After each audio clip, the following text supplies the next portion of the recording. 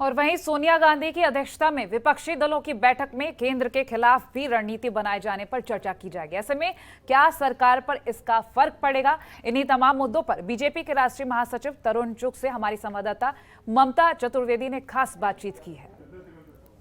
सोनिया गांधी ने विपक्षी दलों की एक बड़ी बैठक बुलाई है। इस पर बातचीत करने के लिए हमारे साथ मौजूद हैं भारतीय जनता पार्टी के राष्ट्रीय महासचिव तरुण चुग जी। इनसे बात करते हैं। सोनिया गांधी ने तमाम विपक्षी दलों की एक बैठक बुलाई है और इस बैठक में केंद्र सरकार के खिलाफ रणनीति बनाने की कोशिश होगी। क्या आपको लगता है कि सरकार पर इसका फर्क पड़ेगा? ऐसा है कि विपक्ष को अपना काम करना चाहिए और वो काम करें, हमें कोई दिक्कत नहीं है।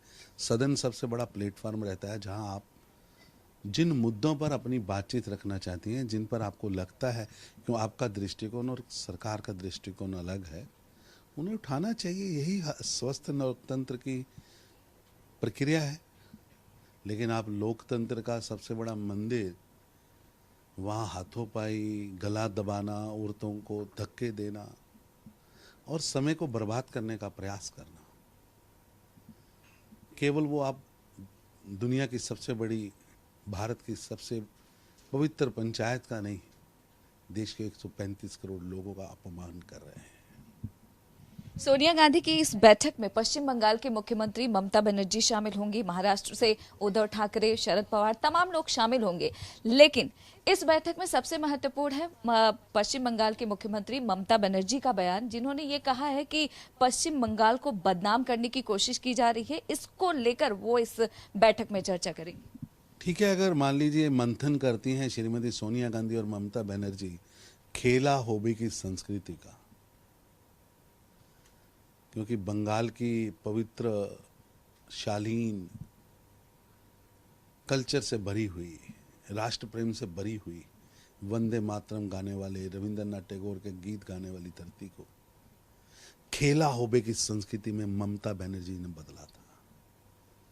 अगर उसी खेला होबे की संस्कृति को श्रीमती सोनिया गांधी जी अगर उस पर मंथन करती हैं, उसको फॉलो करती हैं और उसको जस्टिफाई करती हैं, जिसमें 140 बेटियों का अटेम्प्ट टू रेप हुआ, कई बच्चियों का चीरहरण हुआ, लगभग 15,000 के करीब आपराधिक मामले दर्ज हुए हैं।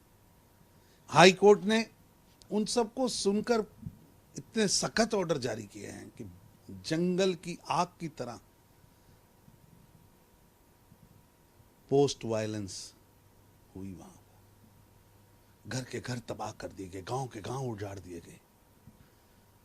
अगर इसको मोहर लगा रहा है विपक्ष, अगर खेला होबे की संस्कृति पर मंथन होना है, उसको कांग्रेस लागू कर रही है और कांग्रेस को सही बता रही है, दुर्भाग्यपूर्ण। विपक्ष की इस बैठक में अरविंद केजरीवाल और मायावती को न्योता नहीं दिया गया है। क्या आपको लगता है कि अभी भी विपक्ष में बिखराव है? ऐसा है कि ये उनका अपना घर का मामला है, किसको बुलाएं किसको ना बुलाएं, लेकिन देश की विपक्ष को एक सकारात्मक भूमिका में आना पड़ेगा। बहुत बड़े चैलेंज है। हम सब लोग देश के प्रतिनिधि हैं जो सदन में आते हैं। प्रतिनिधि के नाते भूमिका में आइए। देश को बदनाम करने का, इंस्टीट्यूशन को बदनाम करने का, देश के समय का दुरुपयोग करने का और अपने कोरोनावाद से निकलने के लिए देश की सदन के मंच का प्रयोग करना, ये दुर्भाग्यपूर्ण है और लोकतंत्र को कमजोर कर रहा है। वक्त देने के लिए शुक्रिया। कैमरा पर्सन शेरा सिंह के साथ ममता चतुर्वेदी, जनतंत्र टीवी, दिल्ली। खबरों के निष्पक्ष विश्लेषण के लिए सब्सक्राइब करें जनतंत्र TV and press the bell icon. Never miss any update.